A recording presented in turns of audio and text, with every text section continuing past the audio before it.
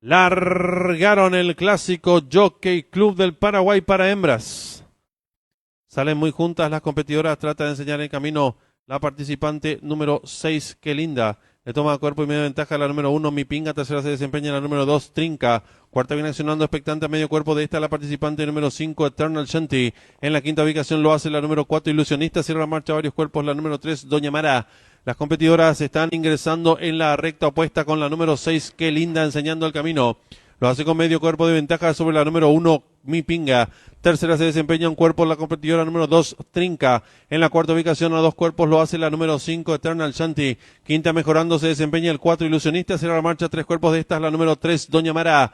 Las competidoras dejan atrás la señal indicatoria de los 1100 metros con la número 6, Qué Linda, enseñando el camino. Lo hace con cuerpo y medio de ventaja sobre la número 1, Mi Pinga. En la tercera ubicación se desempeña la competidora número 2, Trinca. Cuarta mejorando rápidamente por dentro la número 3, Doña Mara. Las participantes están enfrentando ya el último codo y asume el comando de lote la número 1, Mi Pinga. Estira ahora cuerpo y medio de ventaja sobre la número 5, Eternal Shanty. Tercera al pescuezo se desempeña la número 2, Trinca. Cuarta mejorando por dentro la número 3, Doña Mara. En la quinta ubicación se desempeña tres cuerpos la participante número 6, Qué Linda. Cierra la marcha varios cuerpos la número 4, Ilusionista. Y las competidoras del clásico Jockey Club del Paraguay para hembras están en la recta final. Últimos 400 metros para el disco la número 1, Mi Pinga. Intenta la disparada. Lo hace con cuatro cuerpos de ventaja sobre la número 2, Trinca, que pasa a la segunda ubicación. Tercera se desempeña la competidora número 5, Eternal Shanty. Descuenta ya los últimos 250 metros para el disco la número 1, Mi Pinga, firme la delantera. Lo hace con varios cuerpos de ventaja sobre la número 2, Trinca.